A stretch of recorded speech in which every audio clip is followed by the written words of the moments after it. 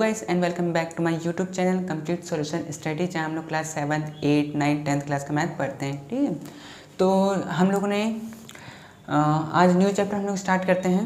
ठीक है, जो कि अलजेब्रा है और इसको हिंदी में बीजगणित बोलते हैं। ये भी मुझे आज ही पता चला। ठीक है, तो चलिए ठीक है, स्टार्ट करते हैं हम लोग, और जो कि वीडियो नंबर 7.1 है। ठीक है, और मैं कोशिश कर रहा हूँ कि मैं इंग्लिश के साथ साथ हिंदी भी बताते जाऊँ, ताकि हिंदी मीडियम वाले लोग को भी समझ में आए, और जो भी हिंदी मीडियम में हैं वो लोग कोशिश करें कि हिंदी के साथ साथ इंग्लिश भी उसका जाने, ताकि क्योंकि आगे में आपको पता है कि इंग्लिश का मतलब कितना ज़्यादा इम्पोर्टेंस है, तो इसीलिए आप लोग कोशिश करें समझने का। ठीक है, और मैं कोशिश करूँगा कि जो भी मैं इंग्लिश में लिख रहा हूँ उसको हिंदी में आपको समझाएँ। ठीक है, तो चलिए स्टार्ट करते हैं अलजेब्रा। और ये अलजेब्रा जो चैप्टर है ना, बहुत मतलब इसको लोग इस तरह से देखते हैं, मतलब कि अरे ये कैसा क्वेश्चन है, तो हमसे सॉल्व ही नहीं होगा इस तरह से। ठीक है, तो मेरा भी बहुत दिक्कत होता था अलजेब्रा में। ठीक है, तो ऐसा कुछ नहीं है, बहुत इजी चैप्टर है। अगर हम लोग इसका जो भी मैं आज करवा रहा हूँ, कुछ थ्योरी आज हम लोग करेंगे, आज क्वेश्चंस नहीं करेंगे, तो आप लोग कोशिश करिएगा कि आज का वीडियो आप लोग पूरा देखें। ठीक है, तो चलिए हम लोग स्टार्ट करते हैं और देखते हैं कि हाँ कि अलजेब्रा होता क्या है। ठीक है, तो जो अलजेब्रा है, जो बीजगणित है, ठीक है, उसको हम लोग दो चीज़ के कॉम्बिनेशन से वो बनता है। ठीक है, अलजेब्रा जो है वो दो चीज़ के कॉम्बिनेशन से बनता है। ठीक है, पहला हो गया कांस्टेंट, ठीक है, दूसरा हो गया वेरिएबल, जिसको कांस्टेंट को हिंदी में बोलते हैं अचर, ठीक है, और वेरिएबल को हिंदी में बोलते हैं चर। ठीक है, तो एक अब कांस्टेंट और ये वेरिएबल है क्या। ठीक है, कांस्टेंट और वेरिएबल है क्या, वो हम लोग चलिए पढ़ते हैं। ठीक है, तो इन दोनों के कॉम्बिनेशन से, कॉम्बिनेशन मतलब इन दोनों को जोड़ के ही हम लोग का अलजेब्रा बनता है।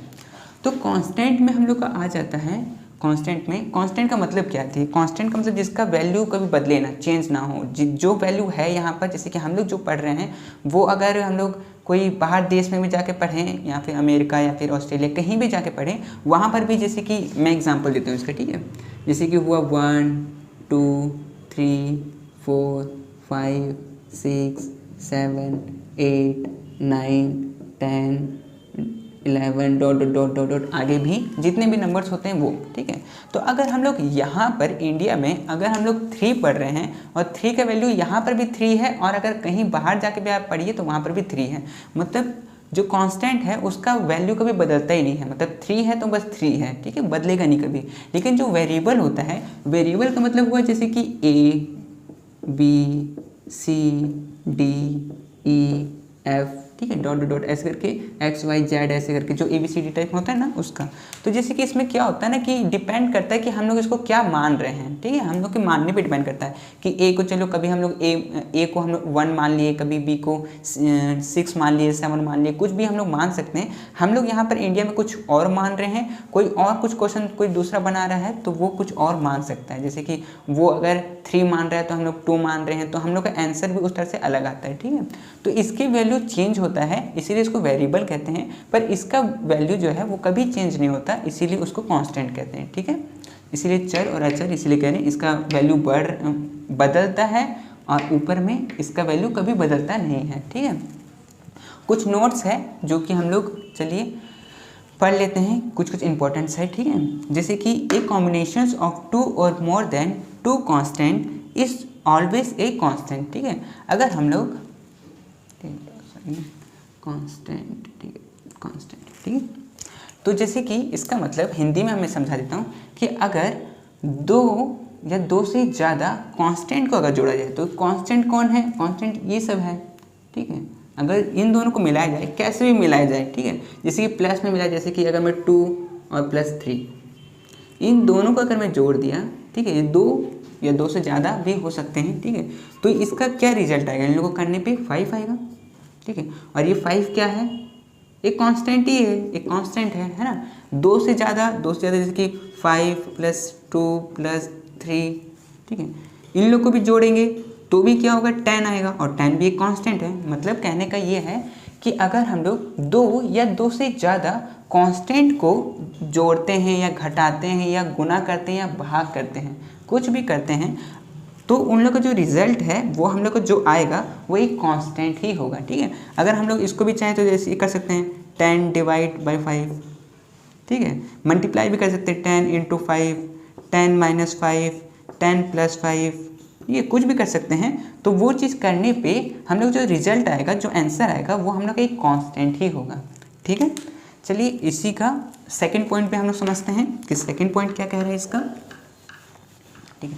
तो सेकंड पॉइंट ये कह रहा है कि एक कॉम्बिनेशन ऑफ 2 और more variable is always a variable. अगर हम लोग जैसे वेरिएबल है, अगर उसको जोड़ेंगे, घटाएंगे, भाग करेंगे, गुना करेंगे, कुछ भी करेंगे, तो दो वेरिएबल को कुछ भी करेंगे, दो या दो से ज़्यादा को, तो वो वेरिएबल ही रहेगा। जैसे कि a प्लस बी, या फिर a माइनस बी, या फिर a इंटू बी, या फिर a डिवाइड बी। तो इसको या फिर इससे ज़्यादा, जैसे कि a plus B plus C, a plus C, इसको कुछ भी कर दो, इंटू सी कर दो, या फिर मतलब कुछ भी कर दो, ठीक है। तो इसका जो रिजल्ट आएगा वो एक वेरिएबल ही रहेगा, ठीक है। लास्ट करते हैं 3 नंबर।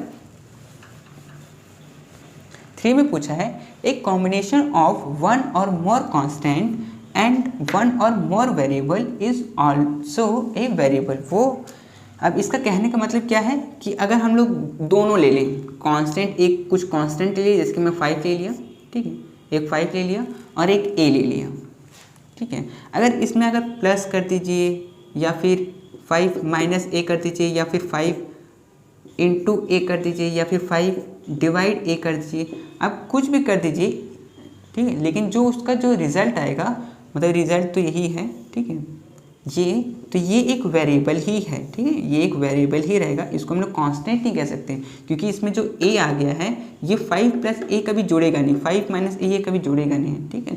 तो ये जो हुआ, ठीक है, एक कांस्टेंट और एक वेरिएबल, या फिर एक से ज़्यादा वेरिएबल, ठीक है, या एक से ज़्यादा कांस्टेंट को अगर हम लोग मिलाएंगे तो वो वेरिएबल ही रहेगा। ये सब वेरिएबल है, सब, ठीक है, सब वेरिएबल है, ठीक है। कांस्टेंट सिर्फ ये है, और अगर कांस्टेंट अगर किसी वेरिएबल के साथ में जुड़ता है तो वो वेरिएबल ही बन जाता है, ठीक है। इसका मतलब ये था, ठीक है। चलिए, तो होप आप ये सब समझ गए होंगे, ठीक है। चलिए, और हम लोग और डेफिनेशन करते हैं। हाँ, तो चलिए स्टार्ट करते हैं हम लोग टर्म, ठीक है। टर्म पढ़ना स्टार्ट करते हैं कि टर्म का मतलब क्या होता है। आई थिंक हिंदी में पद बोलते होंगे, ठीक है। तो टर्म का मतलब हुआ ए टर्म इज ए नंबर, मतलब कांस्टेंट, ए वेरिएबल और a combination of number and variable, ठीक है। अब इसका हिंदी क्या वो मैं समझाने का कोशिश करता हूँ आपको, ठीक है, कि टर्म एक ऐसा नंबर हो सकता है, ठीक है, मतलब जो कांस्टेंट में तो नंबर्स ही आते हैं, तो कोई नंबर हो सकता है जैसे कि 3, 4, 5, 6, 7 ऐसे समथिंग कुछ आ सकता है, हो सकता है, ठीक है।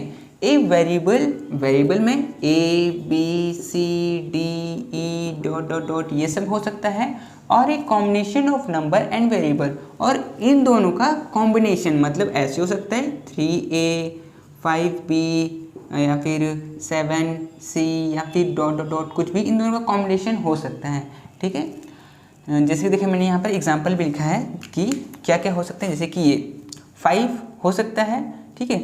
इसमें 5 में क्या है कि ये कांस्टेंट है, ठीक है। इसमें क्या है कि ये 3 तो एक कांस्टेंट है, लेकिन a एक वेरिएबल है, तो इन दोनों का कॉम्बिनेशन से एक टर्म बन सकता है, ठीक है।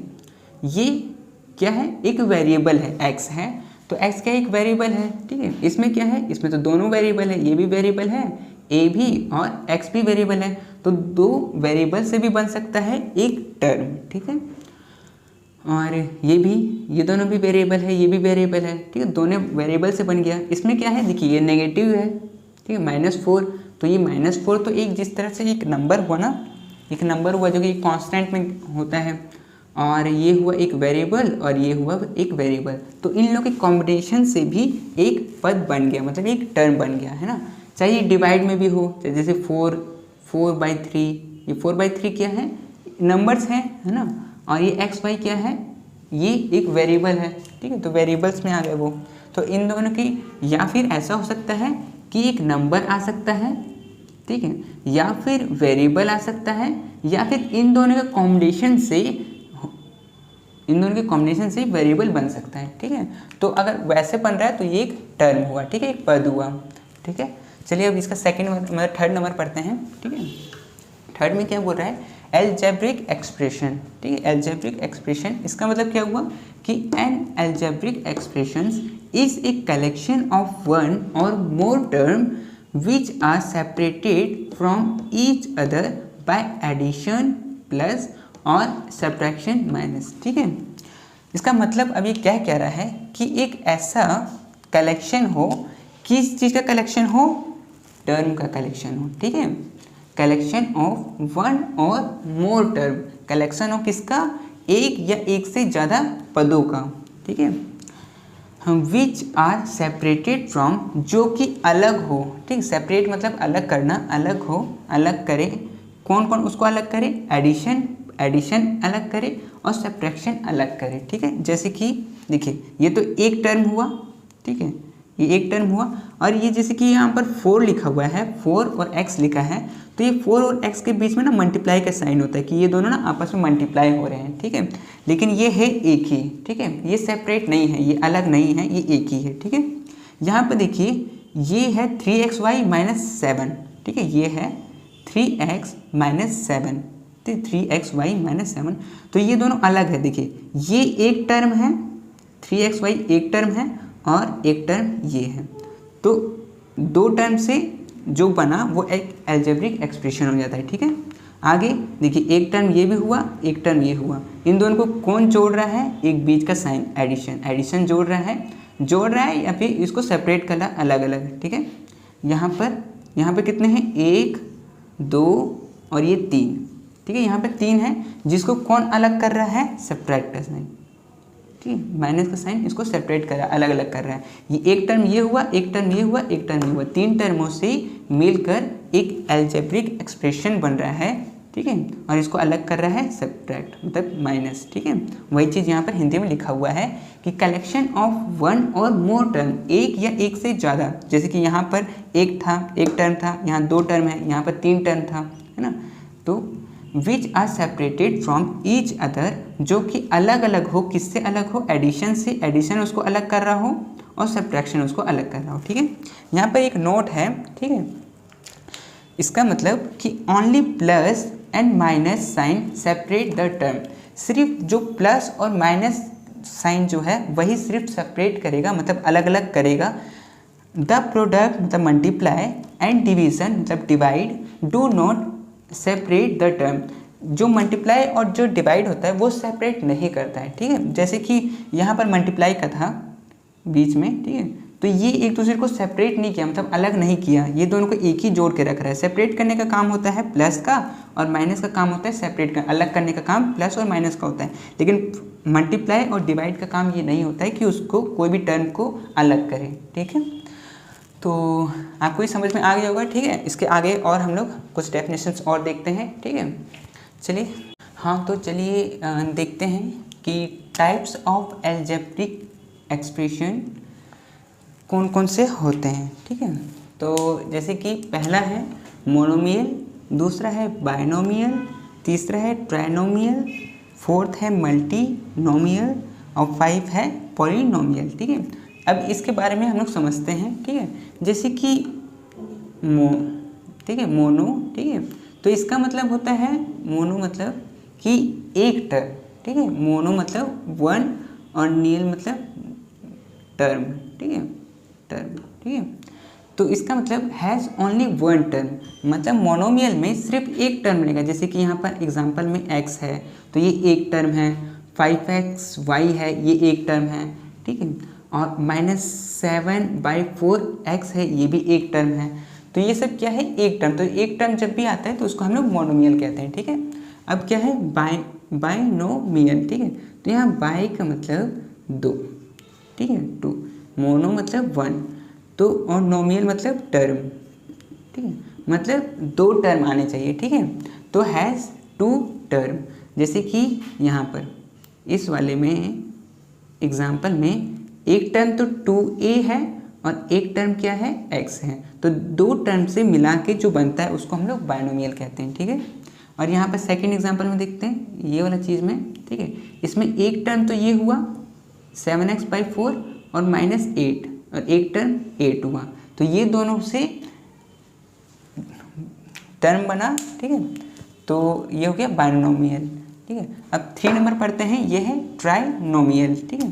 ट्राई मतलब 3, ठीक है, 3, और नोमियल मतलब टर्म। तो मतलब 3 टर्म से 3 टर्म से जो बनते हैं उसको हम लोग ट्राइनोमियल कहते हैं, ठीक है। जैसे कि एक टर्म यहाँ पर हुआ, एक टर्म यहाँ हुआ और एक टर्म ये हुआ, तो टोटल 3 टर्म हो गए। तो 3 टर्म से जब बनते हैं तो वो ट्राइनोमियल होते हैं, ठीक है। एक टर्म यहाँ पर हुआ, एक टर्म यहाँ हुआ और एक टर्म ये हुआ, तो ये भी क्या हो गया, ट्राइनोमियल, ठीक है। नेक्स्ट देखते हैं मल्टीनोमियल। तो मल्टीनोमियल किसे कहते हैं, मल्टी मतलब बहुत सारे, ठीक है, मल्टी मतलब बहुत सारे, और नोमियल मतलब टर्म, तो बहुत सारे term, has more than 3 term, मतलब 3 टर्म से ज़्यादा, ठीक है। तो इसमें एक टर्म ये हुआ, एक टर्म ये हुआ, एक टर्म ये हुआ, एक टर्म ये हुआ, तो इसमें 4 टर्म है। 5 भी हो सकते हैं, 6 भी हो सकते हैं, 7 भी, मतलब कितने भी हो सकते हैं, ठीक है। तो उसको हम लोग मल्टीनोमियल कहेंगे, ठीक है। लास्ट एक पॉलिनोमियल, ठीक है। ये एक चैप्टर भी आप लोगों का शायद 10th क्लास में एक चैप्टर है आपका, ठीक है। तो इसको हम लोग और बड़ा में पढ़ेंगे, ठीक है। अभी बस मैं इसको बता देता हूँ। पॉलिनोमियल, पॉलिनोमियल मतलब हैज़ 2 और मोर देन 2 टर्म, ठीक है। 2 या 2 से ज़्यादा टर्म को हम लोग पॉलिनोमियल कहते हैं, ठीक है। तो इसमें कौन कौन आ गया, बाइनोमियल भी आ गया, ठीक है, क्योंकि मोनोमियल में तो एक था, तो एक नहीं हो सकता है, बाइनोमियल हो सकता है, ट्राइनोमियल हो सकता है और मल्टीनोमियल हो सकता है, ठीक है। एवरी बाइनोमियल, एवरी ट्राइनोमियल और एवरी मल्टीनोमियल हम लोग का पॉलिनोमियल कहलाएगा, ठीक है। तो आपको ये समझ में आ गया होगा, ठीक है। और हम लोग करते हैं, वीडियो थोड़ा सा लंबा हो जाएगा, लेकिन आपको एक वीडियो में आपको सब अलजेब्रा का बीजगणित का सब कॉन्सेप्ट आपका क्लियर हो जाएगा, ठीक है। तो आप प्लीज़ इसको पूरा देखिए। मैं आपका सब थोड़ा बहुत और बाकी है, 4-5 पॉइंट और है, तो उसको भी मैं आपको करवा देता हूँ, ठीक है। हाँ, तो चलिए स्टार्ट करते हैं हम लोग प्रोडक्ट को समझना, ठीक है। प्रोडक्ट का मतलब होता है कि व्हेन 2 और मोर क्वांटिटीज़, मतलब क्वांटिटीज़ में आ गया कांस्टेंट और वेरिएबल और दोनों, ठीक है, आर मल्टीप्लाई टुगेदर। अगर कांस्टेंट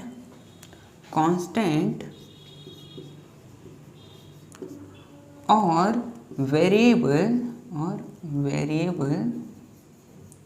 आपस में मल्टीप्लाई हो, या फिर कितने भी वेरिएबल हो या फिर कितने भी कांस्टेंट हो, वो सब आपस में मल्टीप्लाई होते हैं, तो उसको हम लोग प्रोडक्ट कहते हैं, ठीक है। मतलब मल्टीप्लाई करने को हम लोग प्रोडक्ट कहते हैं, ठीक है।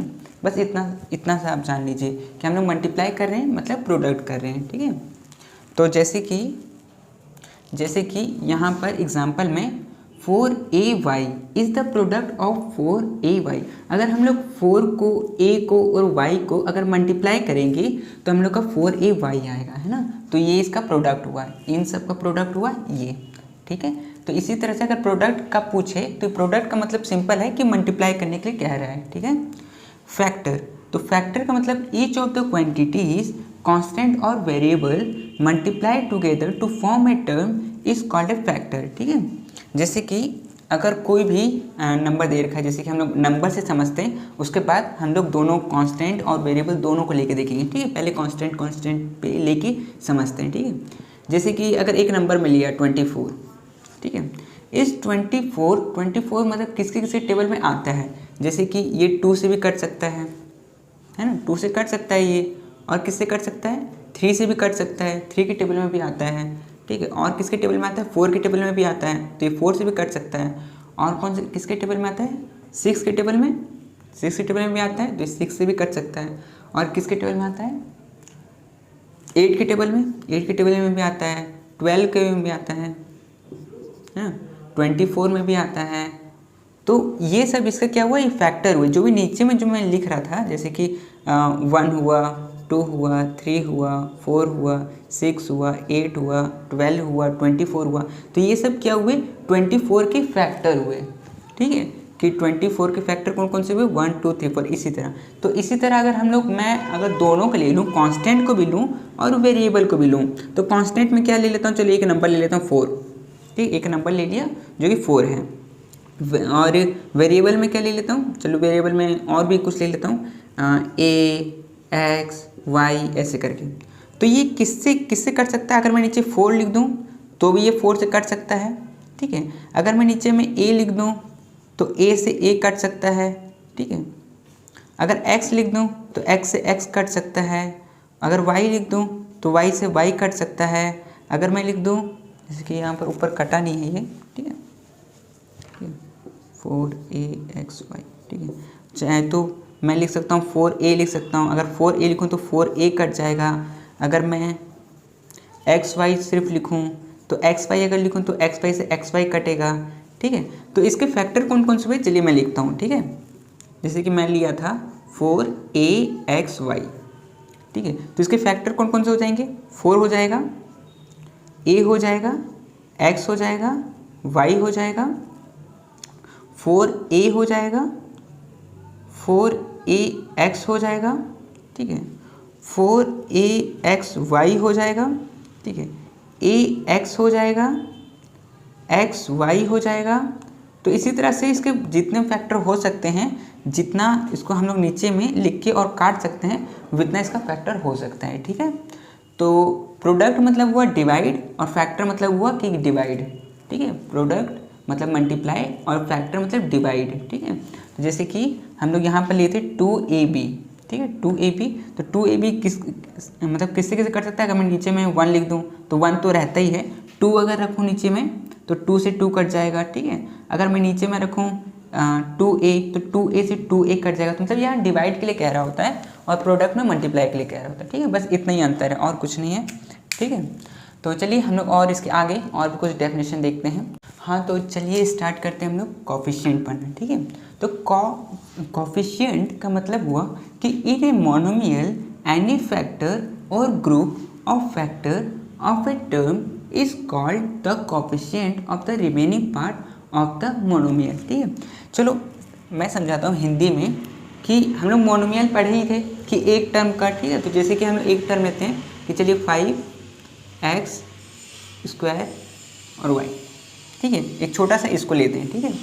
अगर मैं पूछूं कि x स्क्वायर का कोफिशिएंट क्या होगा, ठीक है, तो x स्क्वायर का कोफिशिएंट उसके साथ में जो है वो होगा। जैसे इसका कोफिशिएंट हो जाएगा 5 और y रिमेनिंग पार्ट, ठीक है, remaining part x square coefficient क्या हो गया 5 और y रिमेनिंग पार्ट जो बच गया वो, तो 5 बच गया था, ठीक है।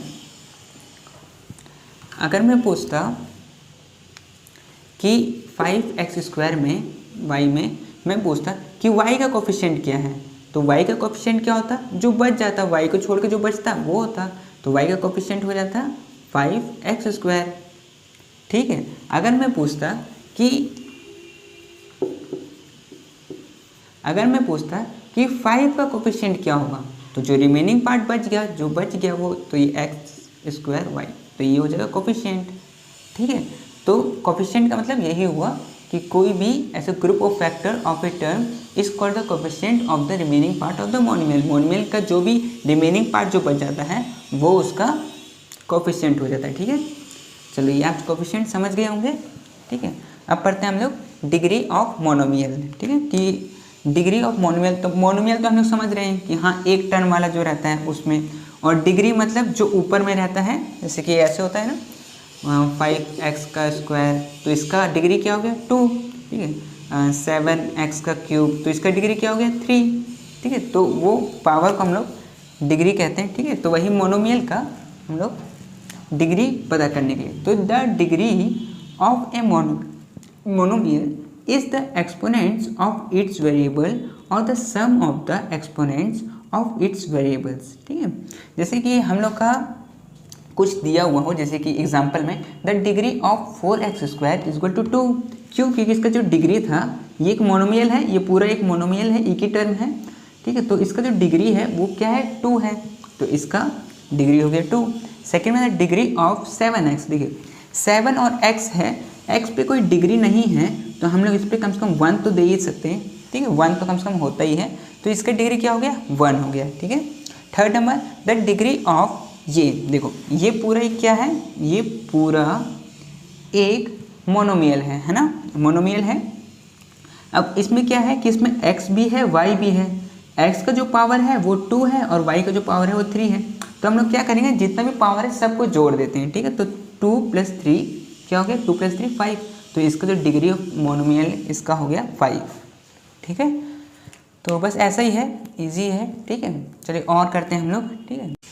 हाँ तो चलिए स्टार्ट करते हैं 9 नंबर। इसमें पूछ रहे हैं कि डिग्री ऑफ ए पॉलिनोमियल, मतलब पॉलिनोमियल जो हमने पढ़े थे कि पॉलिनोमियल कौन कौन से थे, कोई भी जो मोनोमियल था वो भी एक पॉलिनोमियल था, मोनोमियल, ठीक है, वो भी एक पॉलिनोमियल था, ट्राइनोमियल भी एक था, बायनोमियल भी था, सॉरी मोनोमियल नहीं था, ठीक है, मोनोमियल नहीं था, बायोनोमियल था, ट्राइनोमियल था और एक और था, क्या था, मल्टीनोमियल, ठीक है। तो ये तीनों जो था तो ये सब पॉलिनोमियल ही था, ठीक है। तो वही पॉलिनोमियल का हम लोग को अब डिग्री बताना है। इसमें मतलब कितना भी टर्म हो सकता है, 2 भी हो सकता है, 3 भी हो सकता है, मतलब एक से ज़्यादा टर्म को हम लोग पॉलिनोमियल बोलते हैं। तो उसका डिग्री बताना है हम लोग को कि डिग्री कितना है, ठीक है। तो इसका the degree of a polynomial, polynomial का जो डिग्री है is the degree of its highest degree term, जिसका भी टर्म में हाईएस्ट डिग्री हो वो हम लोग का डिग्री ऑफ पॉलिनोमियल हो जाएगा, ठीक है। जैसे कि हम लोग इसके पास जाएं, अगर 5x का पावर 4 के पास जाएं, ठीक है, तो इसका पावर कितना है, 4 है, ठीक है। तो चलो ठीक है, इसका 4 था, आगे बढ़ते हैं, ठीक है। आगे देखते हैं इसका कितना है, इसका देखेंगे तो इसमें x में तो 3 है और y में 2 है, तो 3 + 2 5, इसके पास 5 है, इसके पास 4 था। आगे बढ़ते हैं, इसके पास कितना है, इसके पास है x का पावर 1 और y का पावर 2, तो इसका मिला के कितना 3 हुआ, ठीक है। तो ये टोटल मिला के इसको जोड़ेंगे तो 4 + जोड़ेंगे नहीं, देखेंगे कि किसका ज़्यादा लग रहा है, तो ये 5 वाले का ज़्यादा लग रहा है, ये वाला है ना, इसका ज़्यादा लग रहा है, तो हम लोग का हाईएस्ट डिग्री हो जाएगा ये वाला, ठीक है। डिग्री ऑफ पॉलिनोमियल ये वाला हो जाएगा 7x का क्यूब और y का स्क्वायर, ठीक है। सबसे ज़्यादा हाईएस्ट पावर इसका था, ठीक है। और सेकंड वाले में इसमें देखते हैं तो x का पावर इसमें 5 है, तो इसमें 5 तक है, चलो ठीक है। आगे बढ़ते हैं, इसमें देखेंगे तो इसमें x में 2 है और y में 4 है, दोनों को जोड़ेंगे तो 6 हो जाएगा, ठीक है। इसमें देखते हैं x में 3 है, y में 1 है, तो इसमें तो 4 हो जाएगा। तो हाईएस्ट पावर किस में हुआ, डिग्री इसमें हुआ, तो ये हम लोग का डिग्री ऑफ पॉलिनोमियल हो जाएगा, ठीक है। चलिए अब लास्ट देख लेते हैं 10 number, like and unlike term, ठीक है, कि लाइक टर्म और अनलाइक टर्म कौन से होते हैं, ठीक है। देखिए, terms having the same literal coefficient और alphabetic letters are called like term, ठीक है। जिसका मैं इसमें एग्जांपल देकर समझाता हूँ। जैसे कि अगर मैं लूँ इसको 5ax और एक है 9ax, ठीक है। अब देखिए इसके पहले जो ये जो नंबर है ना, ये सेम नंबर ax दोनों में सेम है, तो ये लाइक टर्म हुए, ठीक है। ये कौन सा हुए, ये लाइक टर्म हुए, ठीक है। अगर ये अलग होता तो ये लाइक टर्म नहीं होते। जैसे कि अगर ये ऐसे होता 5ax और ये वाला होता 9ay, तो देखिए इसका जो ABCD वाला जो है वो ax है इसमें और इसमें ay है, तो दोनों तो सेम नहीं है, तो ये अनलाइक टर्म होता है, ठीक है। जो सेम होता है जिसमें उसको हम लोग लाइक टर्म कहते हैं, लाइक टर्म, और जो सेम नहीं होता, इसमें सेम नहीं है, तो ये अनलाइक टर्म, ठीक है। लाइक बोलते हैं ना, लाइक बिल्कुल उसी के जैसा, सेम वैसा ही, तो वैसे सेम जब रहता है तो हम लोग उसको लाइक टर्म बोलेंगे, और जब सेम नहीं रहता है तो उसको हम लोग अनलाइक टर्म बोलेंगे, ठीक है। देखिए वही चीज़ यहाँ पर लिखा हुआ है, terms having the same literal coefficients और अल्फ़ाबेटिक लेटर्स, ठीक है। जैसे अल्फ़ाबेटिक लेटर है ax, क्या है, अल्फ़ाबेट में आते हैं, है ना, तो उसको हम लोग लाइक टर्म कहेंगे अगर सेम है तो। Whereas the term with different literal coefficient are called unlike term, ठीक है, तो उसको अनलाइक टर्म कहेंगे, ठीक है। एग्जाम्पल में देखिए, एग्जाम्पल में 5x and 8x are like term, क्योंकि दोनों में x है, ठीक है। Where as 5x and 8y, और इसमें x है और इसमें y है, इसीलिए ये अनलाइक टर्म हो गए, ठीक है। तो ठीक है, आज के लिए इतना ही, और ये वाला अलजेब्रा वाला इतना ख़त्म हो गया, ठीक है। जितने भी डेफिनेशन ये सब थे, जितना समझना था हम लोग समझ चुके हैं, ठीक है। अब हम लोग इस पर क्वेश्चन बना सकते हैं, ठीक है। तो नेक्स्ट वीडियो से हम लोग इसका क्वेश्चन बनाते हैं, और आज के लिए इतना ही, ठीक है। मिलते हैं अगले वीडियो में।